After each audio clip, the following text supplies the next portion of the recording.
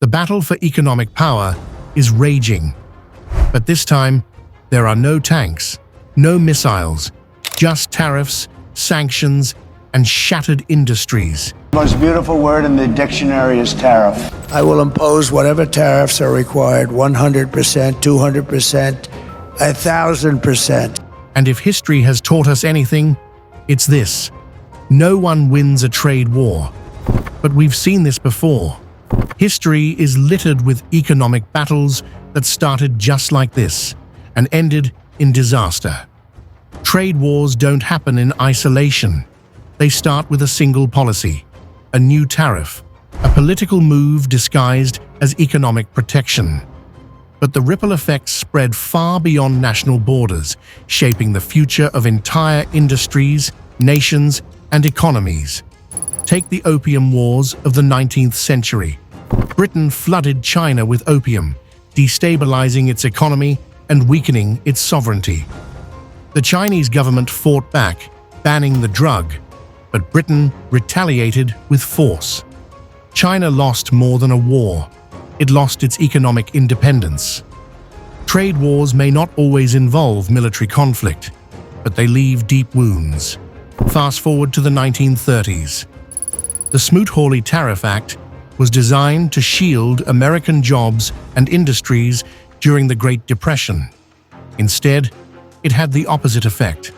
Other nations retaliated, raising their own tariffs, shutting American goods out of foreign markets. The result?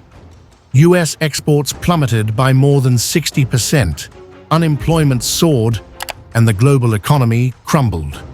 One decision turned a recession into a catastrophe, and yet we made similar mistakes decades later. The 1960s Chicken War, a bizarre yet impactful trade dispute, began when European nations imposed heavy tariffs on U.S. poultry. America retaliated by placing a 25% tax on imported European light trucks. The consequences? Even today, pickup trucks in the U.S. cost more than they should because of this lingering tariff. Then came the 1980s, when trade tensions between the U.S. and Japan escalated. American manufacturers struggled to compete with Japan's booming automobile and electronics industries. Instead of working toward mutual economic growth, the U.S. imposed tariffs, attempting to curb Japan's market dominance. But Japan adapted, moving its manufacturing plants to the U.S. and bypassing restrictions. It was a trade war with an unexpected twist, one that forced industries to evolve. Trade wars don't just hurt economies, they hit people where it hurts most: jobs, wages, and everyday costs of living. Imagine being a farmer in the Midwest during the U.S. China trade war of 2018. One day, your biggest customer, China, is buying millions of dollars worth of your soybeans. The next day, tariffs hit, and China turns to South America instead. Your crops sit in storage, prices plummet, your livelihood is at risk. And what about consumers? The hidden tax of trade wars is something we all pay. Higher tariffs mean higher production costs. Companies pass those costs to you through more expensive groceries, appliances, cars, and everyday goods. You may not see the trade war happening, but you feel it in your wallet. Think about global supply chains, an intricate web that links every nation to another. When tariffs disrupt these links, industries slow down, the cost of doing business rises, and manufacturing delays lead to shortages. The effects snowball. The China-US trade war of recent years has reshaped global trade patterns. While tariffs were intended to bring manufacturing jobs back to the US, what happened instead? Many companies simply moved production to other countries, Vietnam, Mexico, and India, rather than bringing jobs home. Meanwhile, American farmers, manufacturers, and tech companies bore the brunt of retaliatory measures. And yet history has shown that trade wars don't just affect two nations, They send shockwaves across the global economy. Supply chains shift. Investors panic. Markets respond. Small businesses struggle to keep up with rising costs. The economic landscape changes in ways no one predicts.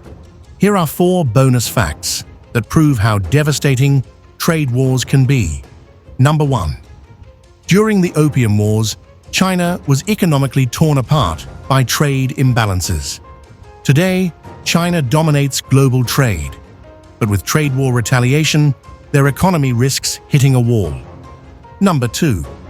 The 1960s chicken war still impacts car prices today. That's why pickup trucks in the U.S. are so expensive, because of a retaliatory tariff that never disappeared. Number 3.